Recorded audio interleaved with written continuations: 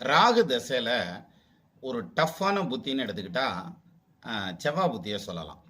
ரொம்ப டஃப்பான புத்தி. இந்த ராகு செவ்வாயில் ஏதாவது ஹெல்த் ரீதியாக பிரச்சனைகள் பண்ணுறது, கௌரவத்தில் அடி வாங்கிறது, பணங்காசில் அடி வாங்கிறது நிறையா நடக்கும். ஆனால் ராகு செவ்வாயில் பெரிய யோகத்தை செய்கிறதும் உண்டு. எப்படின்னா இது 2 விதமாக நடக்கலாம். ஒன்று ராகு செவ்வாய் ரெண்டுமே 6, 8, 12ன்னு இருந்துச்சுன்னு வச்சுக்கோங்களேன், பஞ்சாயத்தே இல்லை. இந்த ராகு செவ்வாயால் எந்த பாதிப்பும் வராது. ராகு தசை செவ்வாய் ஊற்றி, செவ்வாய் தசை ராகு ஊற்றி. ராகு செவ்வாய் ரெண்டும் ஒன்று சேர்ந்துருக்காங்க அப்படின்னு வச்சுக்கோங்க, கண்டிப்பாக பாதிக்கும். ஏதாவது ஒரு விதத்தில் பாதிக்கும். அதுவும் ஒரே நட்சத்திரத்தில் இருந்தால் இன்னும் கொஞ்சம் கூடுதலாகவும் பாதிக்கும். சரி, இது இப்படியே இருக்கட்டும். இந்த ராகு செவ்வாய் ஒன்றா இருந்து யோகமாக வேலை செய்கிறதும் உண்டு. நான் இப்போ கன்ஃபியூஸ் பண்ணிக்காதீங்க. சொன்னது ராகு செவ்வாய் ஒன்று சேர்ந்துருந்தால் மிகப்பெரிய கடினத்தை கொடுக்கணும். ராகு செவ்வாய் ஒன்று சேர்ந்துருந்தால் மிகப்பெரிய யோகத்தையும் செய்யும். யாருக்கு செய்யும்?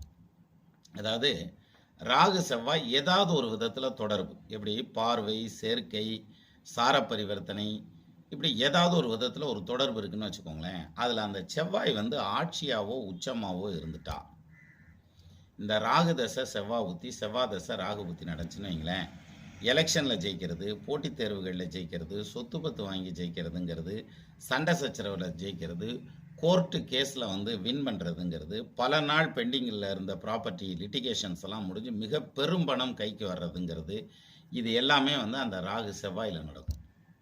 நம்ம ராகு செவ்வாய் எப்படி பார்த்துருப்போம்? ராகு செவ்வாய் 2 ஒன்றாக இருந்தால் அவ்வளோதான், தொலைச்சி கட்டிப்பிடும் அப்படின்னாக்கா அதெல்லாம் தொலைக்கவும் செய்யாது, கட்டவும் செய்யாது, சூப்பராக யோகத்தை கொடுத்துரும். அப்போ ராகு செவ்வாய் சேர்ந்திருக்க ஒருத்தருக்கு பெரிய யோகம் நடக்கும், இன்னொருத்தருக்கு பெரிய சிக்கலில் கொண்டு போய் விட்டுருக்கும். ஆனால் 2 பேர்த்துக்கும் ராகு செவ்வாயாக இருக்கும்.